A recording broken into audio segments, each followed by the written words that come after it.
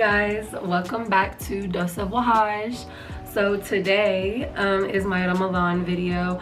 I have a few ideas going on for today, so I'm just gonna let the video flow and see where it takes us. But I am about to go over to my mom's house. She's cooking biryani today, which is a Middle Eastern dish, so I'm about to show you guys how to make it. She told me she already started, so I'm like, I told you I wanted to show them, but I'll still tell you guys like what she used and stuff like that on how to cook it. I'm going to try to make baklawa. In English it's baklava. I don't know why y'all call it that, but whatever. But yeah, so I'm gonna show you guys how to make that because I usually make it every year for Ramadan. So I'm really excited to show you guys how to make it because it's so good. It's like one of the best desserts ever. But yeah, I also wanted to show you guys this. It's a cute little abaya. Shout out to my sis-in-law. She gave it to me. Isn't it so pretty? I honestly was gonna save it for Eid, but I was like, I probably will end up wanting to wear something else for Eid, so. But it's just so pretty, and I love green. Take a look at the detail. I love when sleeves have like a yeah. But if I sound congested, it's because I did some spring cleaning today. I don't even know if it's spring, but I'm gonna just call it spring cleaning.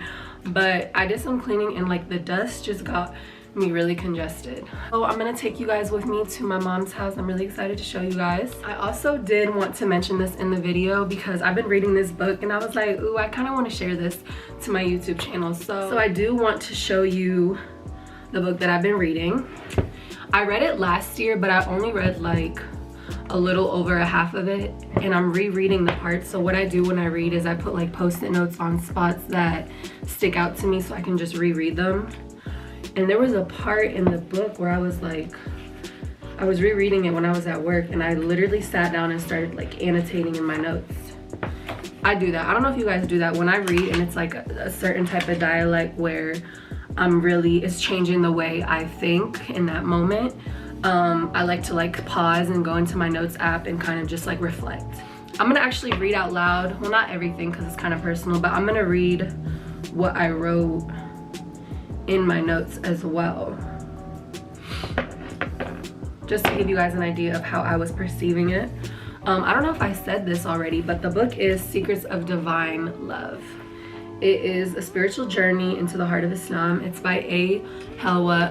Honestly, I feel like even if you aren't Muslim, you could read this book because it really just talks about your relationship with God, and she does refer to the Quran, but it's so beautiful. I love it. I love how she just wrote everything. She refers to a lot of like writers, not just like the Quran, but majority Quran, because it is like a book about, you know, connecting to the Quran and Revelation. But it's beautiful, some of the quotes that she puts in here. But this page really stood out to me, so I'm gonna read the part that really stood out to me. She said, Allah's love for us never diminishes. What changes is our ability to be receptive to divine love. In fact, the word hate does not exist in the Quran in relation to Allah. The English translations of God hates can more accurately be translated as God does not love, which implies that our experience of Allah is always on the spectrum of love. The variation in this spectrum occurs not because Allah is withholding from us, but because of our forgetfulness and the veils that result from our misperceptions, false identities, and sins. Just as the sun does not stop shining if we close our eyes, when we sin, it is not that God hates us, but rather we who are closed off from experiencing his love. Sorry, I had to stop because my nose was running. This is not it. But so I finished that part really stood out to me, and then I'm just gonna go also into another part. She said we can respond to Allah's love by loving and worshiping him, but our unwillingness to honor Allah does not affect his divine qualities, as Allah is entirely independent of all creatures. Whereas the human being can be kind, God is kindness, ar-Ra'uf. Where we can be merciful, God is mercy, ar-Rahman. God is not just peaceful, he is peace, as-Salam. So and then she says, God's loving qualities do not change in response to our choices because God is not reactive. He is the cause of everything in existence. So I really like this part because I feel like people, you know, when you are in your spiritual journey of life and when you are just reflecting about yourself, sometimes you distance yourself from your relationship with God due to the fact that you feel like you're sinning too much, or you just feel like you aren't worthy of God's love. But God is going to love you regardless, because he created you and put you on this earth, and he wanted you on this earth, and he will choose when you aren't going to be on this earth.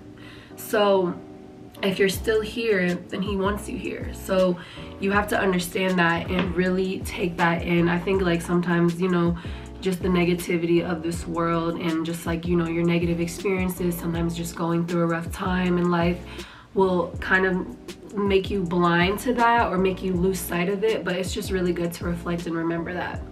So, oh my gosh, my nose keeps running. So I am going to just share a little bit. Oh my gosh, I'm starting to sound so much more congested. I think it's because I've been talking, I don't know. So I said, it is only in trusting the divine and becoming a servant of God that the soul experiences true freedom. And then I quoted that last sentence in that paragraph. When we sin, it is not that God hates us, but rather we are closed off from experiencing his love. I'm just gonna keep going. Being closed off in general puts a wall in front of you from experiencing many things. From experiencing true human connection by being vulnerable and sensitive. From experiencing a deep love from someone, whether that be a partner or a friendship. From experiencing the pursuit of happiness because you limit yourself. From going to certain places, trying new things, and being uncomfortable out of fear. And from freedom. This stems back to the fact that true freedom is complete trust in God and divine timing, and knowing that not putting your trust in God is being closed off to God's love for you, because God will always provide for you. After all, he is the most merciful and the most high. I'm just gonna skip over that stuff that I wrote because that was personal. You can manifest all of that kindness, mercy, and peace into your life by just responding to Allah's love by loving and worshiping him. As I read in Secrets of Divine Love, she states, Allah's love for us never diminishes. What changes is our ability to be receptive to divine love. So, oh, my little baby, hello. He just woke up from his nap. Hi, my baby. This is Kiwi. You are so cute. I love when you're so sweet after your nap. Yeah, I got a feisty cat, y'all, but he's so sweet right now. Habibi. Habibi. Okay, so basically, I just want to make this, you know, wrap this up real quick. But I did just want to include this because it's my Ramadan vlog, and I've been I've been trying to connect more to God and really get back into being in tune. You know, sometimes I get lost in my thoughts as well as in my negative ways of thinking. You know, I'm human, we all are, but I want to just, you know, I want to use my platform to help people that are listening. So I hope that this does help you. So just to wrap this up, I basically want to acknowledge that being receptive or being willing to receive is the first step for anything in life. If you want those blessings that you're wishing for, if you want that change in your life, anything that you want, you have to be willing to receive it, and you have to feel that you are worthy of receiving it. And I think that the best way to start with learning how to receive is creating a relationship with the Most High. That's my opinion. You could take that with you. You can't, whatever you choose, but that's just what I'm gonna say because that's what I believe.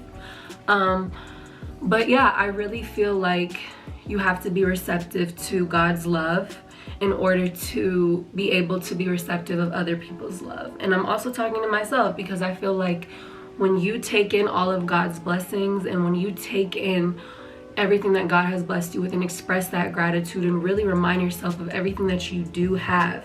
It's as simple as knowing that you have a roof over your head and a bed, you know, to sleep on every day, because people don't have that. Or just as simple as being able to eat and drink water. Things like that to reflect on, and then just expressing that gratitude to God and allowing yourself to be open to receiving even more of those blessings because you feel that you are worthy of them will allow you to expand your receptiveness in all aspects of your life, like, you know, friendships, relationships, all types of things, like family connections, anything. It really starts with your relationship with God. So that's something that I'm working on, and I really do feel like I'll see a lot of change once I start really being more disciplined in that aspect of my life. It's not easy. I know it's not easy, so it's easier said than done. So I just wanted to share that and just, you know, give you a little something to think about. But yeah, so I'm about to go to my mom's house now, and we're gonna make some food before we break fast. It's 5 o'clock, so I need to hurry up. But yeah, we'll see you guys at my mom's house. Okay, so I made it to my mom's house. I'm about to show you guys what she's already cooked. She really didn't wait on me. Everything's pretty much done. What's left, Mom? Oh, the carrots. Okay, so I'm about to show you guys. Let's see, she doesn't want to be in the video either. Peas. Mom, what did you put in the peas? Spiced chicken. Cajun seasoning. Cajun seasoning. And then she's putting the carrots in here with Cajun seasoning. Seasoned salt. Seasoned salt too? Yeah. Did you put that in the peas? Yes. Okay. And then, I'm acting like I don't know how to make this. And then the potatoes, seasoned salt, Cajun, and then cutting. Oh, you put 7? Spice. Oh, okay. Well, you don't have to put 7 spices in it. But there's also, here, bring the 7 spices. GB 7 spices. How come? Oh, okay. So there's this. You can get it from an Arab market. What is this? 7 parts. It says citric acid on it. Oh my god. Okay, well this is 7 spices. It's like an Arab type of spice. It's just a mix of 7 different spices. This is is this lamb? Hey. Lamb. These are the onions. You kind of got to get them until they're a little golden. Nothing more cooked than this. The carrots are still cooking. You just gotta wait until they get soft, right, Mom? Yeah, and then she's gonna cut them into pieces. So I'll show you all of it once it's all put together with the rice.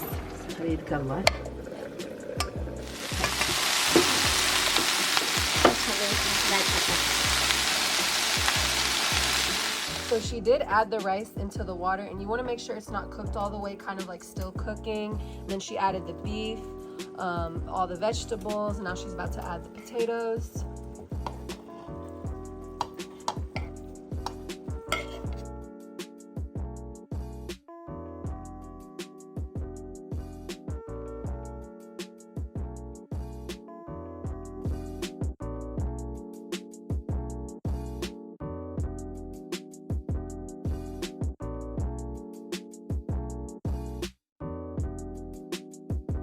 And this is how you make Middle Eastern biryani.